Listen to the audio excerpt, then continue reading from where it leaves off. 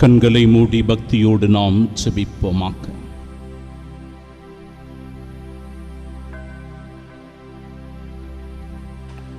ஆண்டவர் இயேசுவின் தூய இருதயத்திற்கு நம்மை அர்ப்பணம் செய்கிற இந்த நாளில்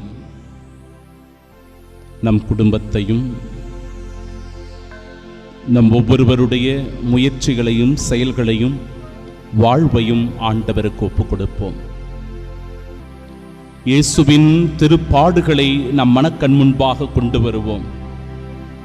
அந்த பாரமான சிலுவையையும் முள்முடியையும், அவமானத்தால் அவருடைய ஆடைகள் உரிக்கப்பட்டதையும், சிலுவையில் ஆணியால் அறையப்பட்டதையும், ஈட்டியால் அவருடைய விலாவை குத்தி ஊடுருவி கடைசி சொட்டு ரத்தம் சிந்தும் அளவிற்கு அவர் அந்த சிலுவையில் நமக்காக, தம் நண்பர்களுக்காக உயிரை கொடுத்த தியாகத்தையும் நினைவு கூறுவோம். அப்படிப்பட்ட நமது ஆண்டவர் இயேசு கிறிஸ்து இன்றைய நாளில் நம் ஒவ்வொருவரையும் அவருடைய அன்பு மகனாக, மகளாக தேற்றுகின்றார், அரவணைக்கின்றார், அன்பு செய்கின்றார்.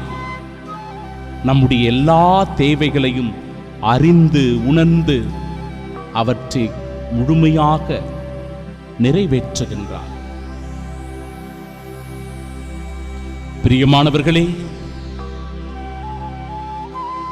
இல்லற வாழ்வினுடைய முக்கியத்துவத்தை உணர்த்துகின்ற இந்த நாள், ஒரு கணவன் மனைவியினுடைய உறவு நிலை எப்பேற்பட்டதாக இருக்க வேண்டும், எவ்வளவு தூய்மை நிறைந்ததாக, தியாகங்கள் நிறைந்ததாக,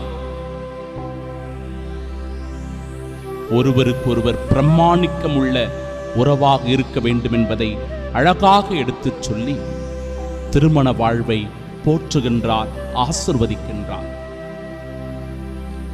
துறவற வாழ்வை சுட்டிக்காட்டுகின்ற இறைவன், துறவிகளாக வாழ்கிறவர்கள் அர்ப்பண உணர்வோடும் தியாக உள்ளத்தோடும் தங்களை முழுமையாய் இறைவனுக்கு கையளிக்க வேண்டும் என்பதை சுட்டிக்காட்டி துறவற வாழ்வின் புனிதத்தையும் மேன்மையையும் எடுத்துச் சொல்லுகிறார். இதை உணர்ந்து கொண்டால் இந்த நாள் நமக்கு ஒரு ஆசீர்வாதமான நாள்.